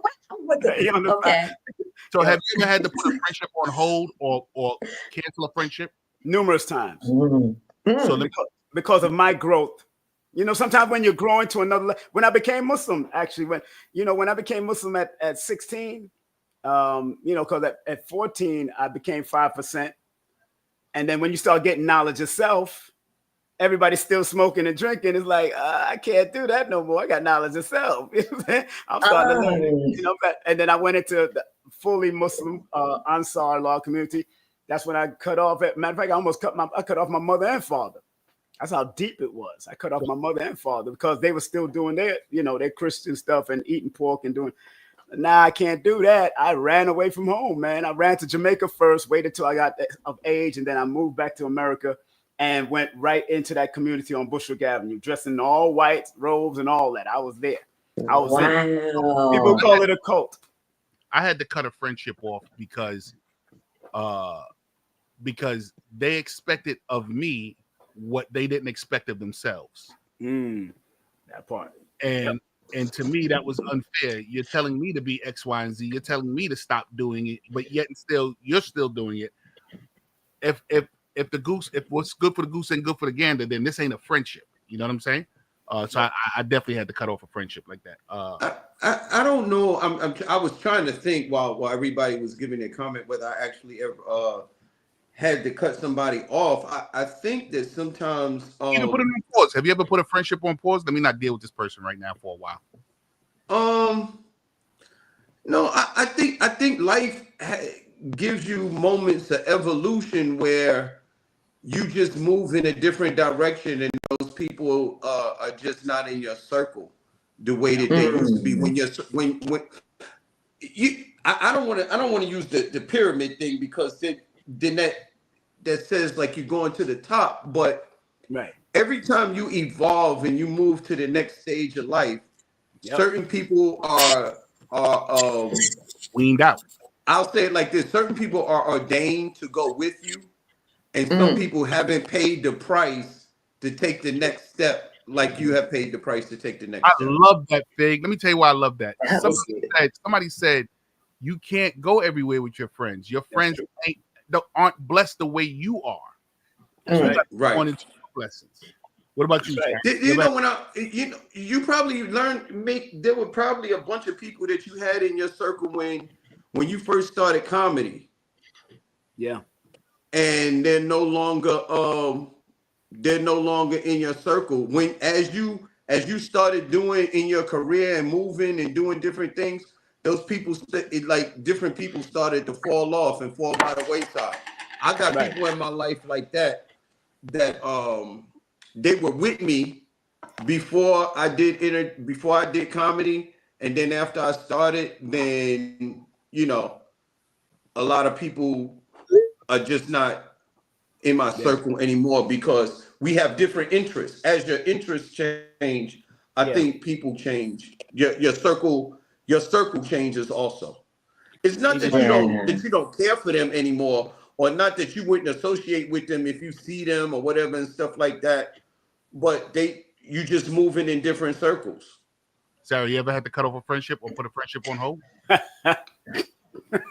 Well, I already went through I'm not sure about friendship and if I'm really good at it, but it was interesting because I went to a winery today. I didn't even mention I went to a winery and I was with my friends who are also my coworkers.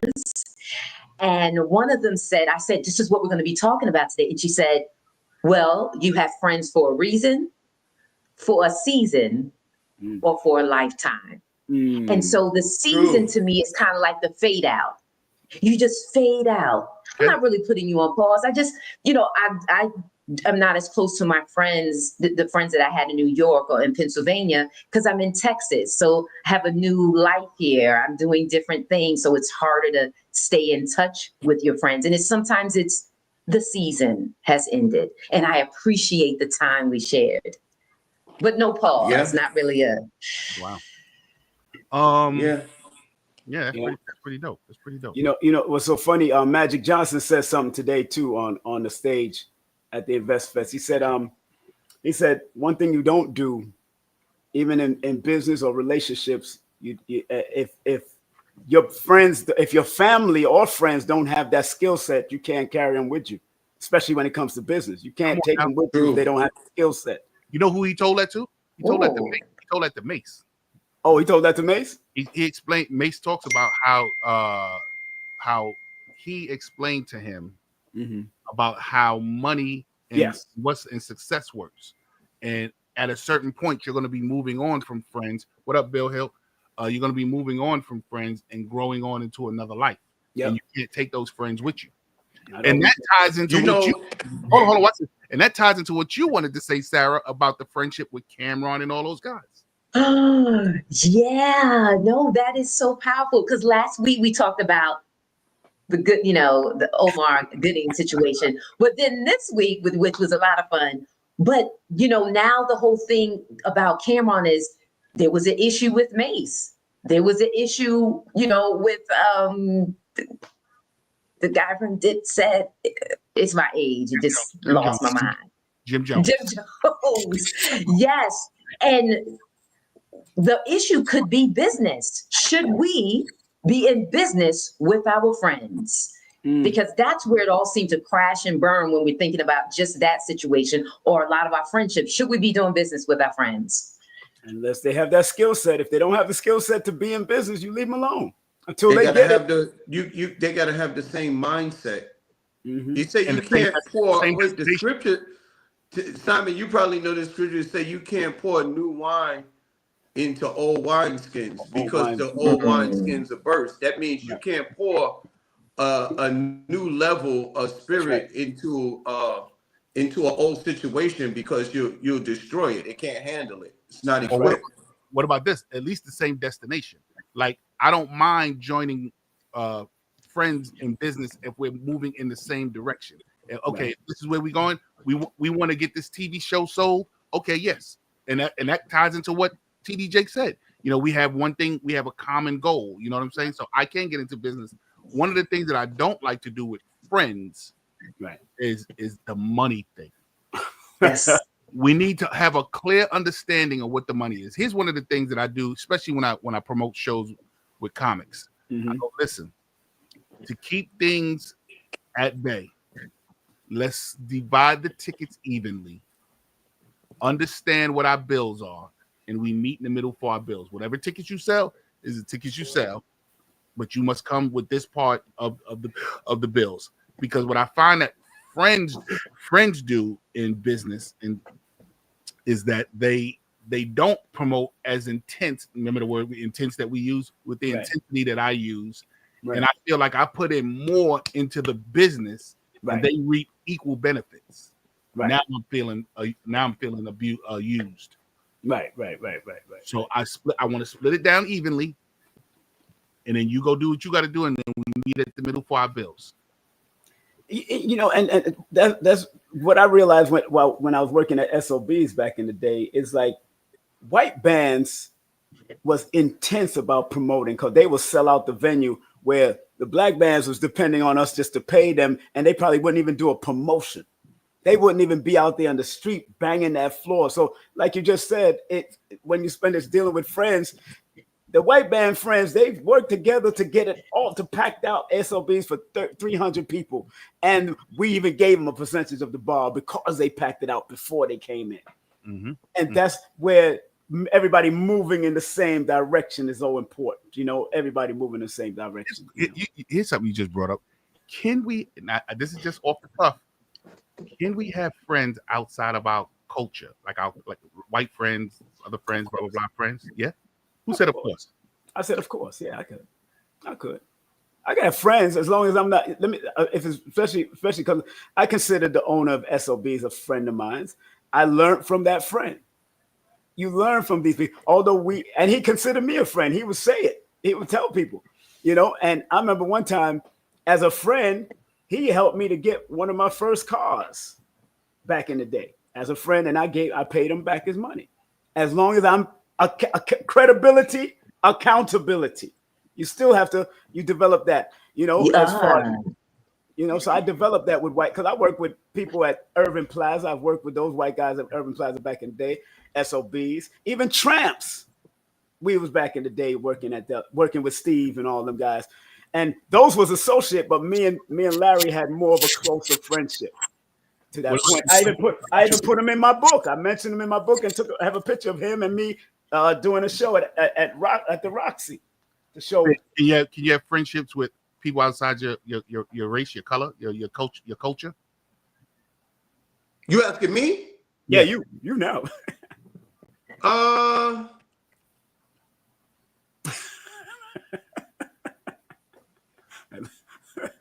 Go ahead, Fig. I like the pause. The pause in itself. Yeah. I only have one white friend. Because you know why? Because I think some people throw the term around loosely. Friendship, right? Yeah. You know what I mean? Like, what level of friendship? Like, it seems like what Simon was talking about was business partner. Business friendship, right? It's business partner, but there's a difference between a business relationship and a friendship. Right. Like, have you ever broke bread with these guys, like maybe at Thanksgiving or Christmas or whatever and stuff like that? Like at your home, do they know your family, your wife, your children? Do you know their wife, their children? Like, it goes back to the thing that I said when we was talking about A Time to Kill, when Samuel Jackson said to McConaughey, he said, we not friends. He said, your daughter will never play with my daughter, and my daughter will never play with you. Like, you're never going to bring your daughter to my house to play with my children. So is that considered a friend? So when you say friendship, that's why I had to think about it. What level of friendship are we talking about? Because, people, if people won't come to your house, or you're not invited to their house kind of thing, then if they don't know your family, like this guy was like, are you this or you that? He was like, you don't even know me. He said, listen, what's my wife's name? Come on now. You don't know. What's my children's name? You don't know that either. Okay, what's my address? We're not friends. You know what I mean? So can you? So yes or no? Not that I could think of offhand.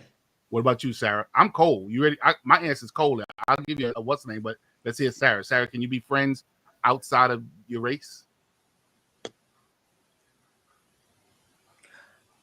Are you in the work world and you don't want to answer that? Wait a minute. I don't want to say that you can't. Yeah. You asked me, are you saying can you or do you? Can you? I think you can. Here's my cold, straight up answer. No.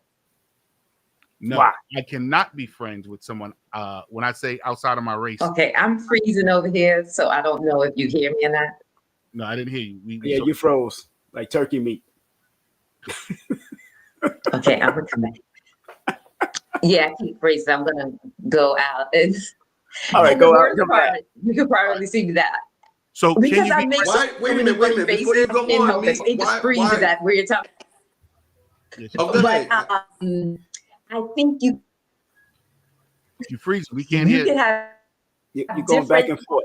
You're going back and forth. You can have different levels of friendship. So there may be business friendship. There may be your comrades, right? So because of I grew up in Harlem.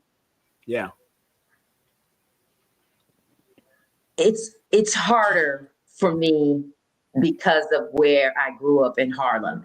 And my joke to my friends would be like, the first time I was introduced to white people was watching Roots. And that wasn't a good story for us.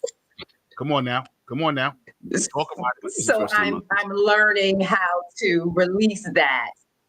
That's interesting. But then the question, everyone around me in Harlem was Black or Hispanic. And then we go in the world, and the first thing I see was Roots. And now I'm like, I got to get used to that. But here's the question. Are they then, how are we defining the word friendship? No, but we spoke about that earlier. So I agree with what she's saying. She's saying there's different levels. And you said the same thing in your... No, I don't think there's different level of friendships. I think you have friends. I think you have associates. Right. I think you have business partners. Right. I think there are different titles for different relationships. Now you have different relationships, but I don't know if they could be your friends. And me, I want to ask you, why did you say that you don't think that you can have a friendship with somebody of another race? Because they don't empathize, and this is the word that we used in this conversation today. They will not empathize with my movements in life. They will not understand my movements in life. Are you talking about racially? Racially. They will what not about understand.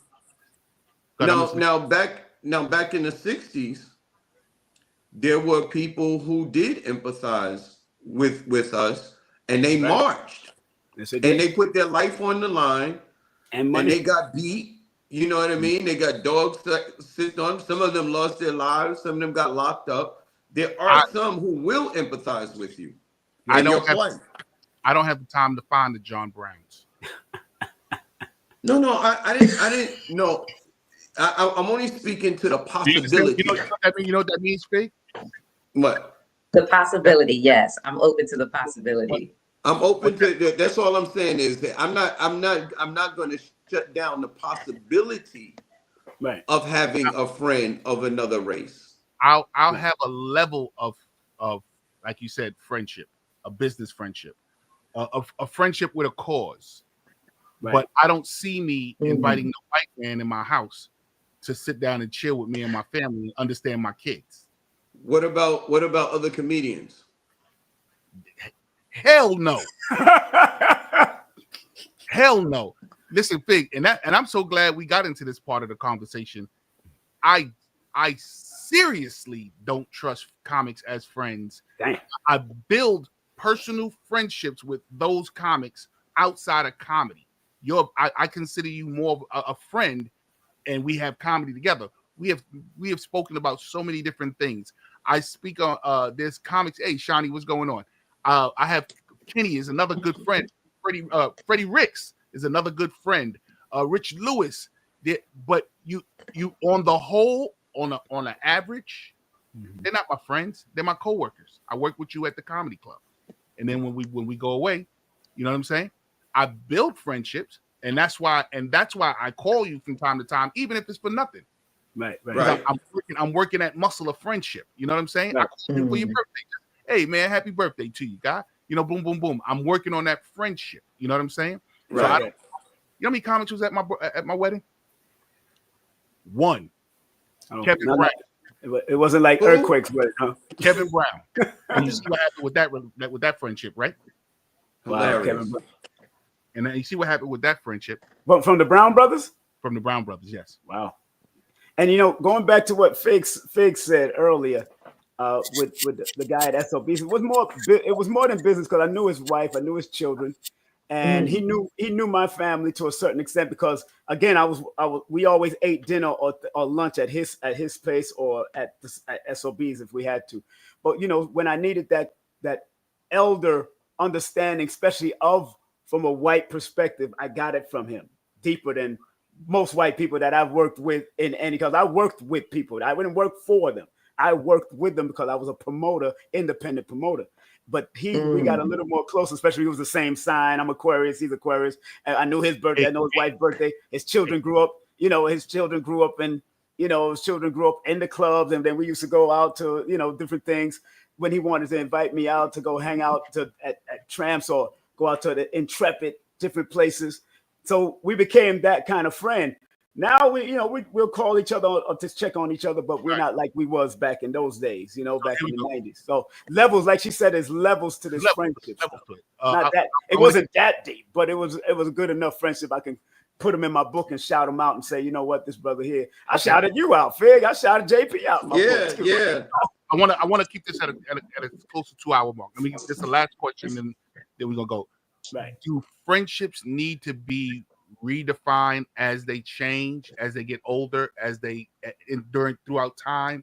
Do friendships need to be redefined and sort of like revamped?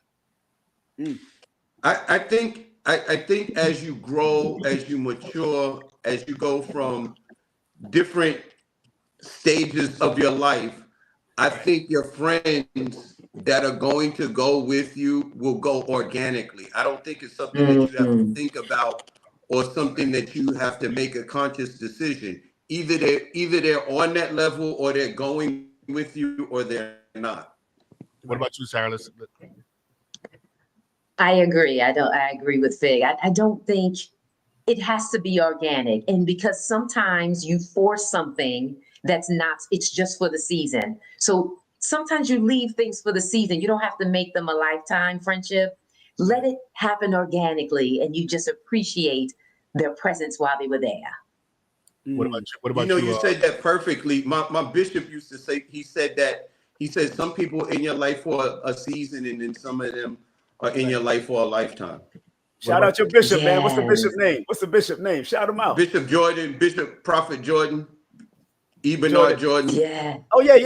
Oh yeah. Big up to Brother Jordan. What about you, Simon? Organically is very important, because the friends that I had back in the day is not the same friends I have now, but I can still reach out to those same friends. So if they're organically growing with me mentally, spiritually, physically, then we stay friends and as deep as it gets. But like everybody's saying, the organic friendship is important, that they come with us. I believe that the organic, but then I also have to teach my friends the new me sometimes. Yeah. AI. Because I changed, and because my mindset changed, my friends may not pick up on it. That's right. The AI you. I don't want to go. Nah, I don't feel like doing that right now, fellas. Like I'm not feeling that no more. That's not me. That's not my area. And it's not that I'm teaching them how to be my friend. I'm teaching them me. So in teaching them me, I'm redefining our friendship. Now, in closing, I don't want to. Can I say one thing before you close? Shout out to Steve Brown. The thing about one of the things I think about friendship and stuff like that, like all of us want to achieve a certain level of success. Right. And once you achieve that certain level of success, like I said before, some people haven't paid the price to go with you to the next level. And sometimes you have to make an assessment of the people that are in your circle, because it's said that if 10 of your friends if 9 of your friends are broke, you're going to be number 10. Yeah. So you have to choose who you're going to have, the circles that you're going to be in, according to how you want to grow your life. Mm-hmm. That's right. It's nice. Yes. That's like Powerful. PDJ said. You need someone to fill your well. Yes. Because after a while, you run into. So yeah, exactly. Yeah. Hey, we had a great conversation today, man. One of the things that I love is I love kicking it with real topics, and just because we're comics, we're not in a race for punchlines, and that was so great tonight, fellas. And Sarah, I'm so sorry. Panel. Let me say panel. Okay. I know you're saying that, but you'd be surprised. You'd be surprised who hit the inbox. You had a young lady in there. You didn't mention the young lady. It's sensitive times we're in now. Sensitive. So panel. Okay, I understand. I love when we have the intellectual throw around, like a table, like a round table. Intellectual. Big up to Kenny, wherever Kenny went. Yeah. So this was nice. So in learning today, ladies and gentlemen, let me say this in closing. Listen, friendships are like running water, two-way streets. They're like a muscle that you have to constantly work at. Friendships don't take them for granted. Like they said, they don't just come around. You got to work at your friendships. Work it. If you cherish the person and you empathize with the person and you love the person that you're calling a friend, and that's another thing. Stop throwing that word around so much. And one of the reasons why I don't throw the word around is because I want the ones that I do call friends to feel like my friends. If everybody's my friend, then how does my friends feel like my friends? Right. You know what I'm saying? That's another reason why I don't throw it around. But cherish those friendships. I believe that you came in this world not to be by yourself. And sometimes having a friend or two can really knock off a lot of the stress and pressures and help relieve some of that tension in life. So friendships are very important. You're not by yourself. Anybody want to say anything in closing? What you want to say in closing? I got something in closing too. What do you want to say?